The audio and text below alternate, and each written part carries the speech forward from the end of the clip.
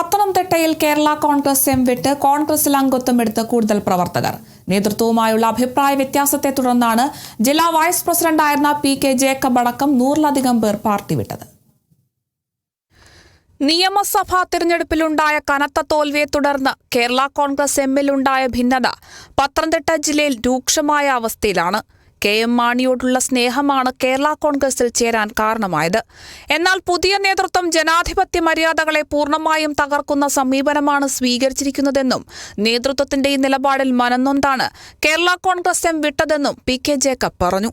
Kerala Congress party ഉചിതമായ സമയത്ത് ഉചിതമായ ഒരു തീരുമാനം എടുത്തില്ല എന്നുള്ളതാണ്.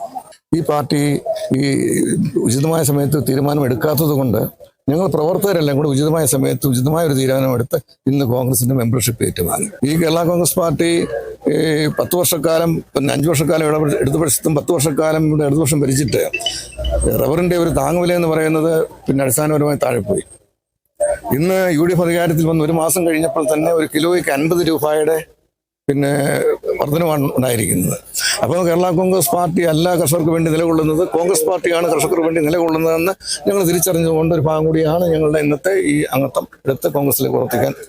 പത്തനംതിട്ട മുനിസിപ്പൽ വൈസ് ചെയർമാനായും ആക്ടിംഗ് ചെയർമാനായും പ്രവർത്തിച്ചിട്ടുള്ള പി.കെ. ജേക്കബ് 45 വർഷക്കാലത്തിലധികമായി കേരള കോൺഗ്രസിന്റെ സജീവ പ്രവർത്തകനാണ്.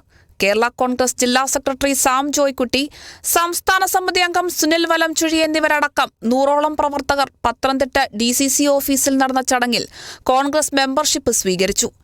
DCC പ്രസിഡന്റ് പ്രൊഫസർ സതീഷ് കൊച്ചുപറമ്പിലിന്റെ അധ്യക്ഷതയിൽ നടന്ന യോഗം KPCC രാഷ്ട്രീയകാര്യ സമിതി അംഗം പ്രൊഫസർ P.J. കുര്യൻ ഉദ്ഘാടനം ചെയ്തു.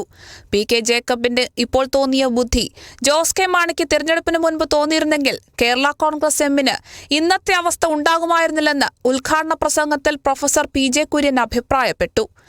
കെ.എം. മാണിയെ ഏറ്റവും അധികം ദ്രോഹിച്ച ഇടതുപക്ഷത്തിനൊപ്പം ചേർന്ന നടപടി ആരൊക്കെ ക്ഷമിച്ചാലും കെ.എം. മാണി ക്ഷമിക്കില്ല. അതുകൊണ്ടാണ് ജോസ് കെ മാണിക്ക് നല്ല ബുദ്ധി യഥാസമയത്ത് തോന്നാത്തതെന്നും പ്രൊഫസർ P.J. കുര്യൻ പറഞ്ഞു.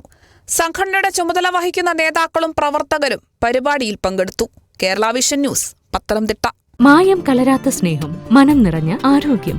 പ്രായത്തെ ജയിക്കാൻ പ്രകൃതിയുടെ കൂട്ടുമായി ഡോക്ടർ ഫുഡിന്റെ ഡയറ്റ്ലെസ് ഡയബറ്റിക് ഫ്രണ്ട്ലി ഓട്സ്.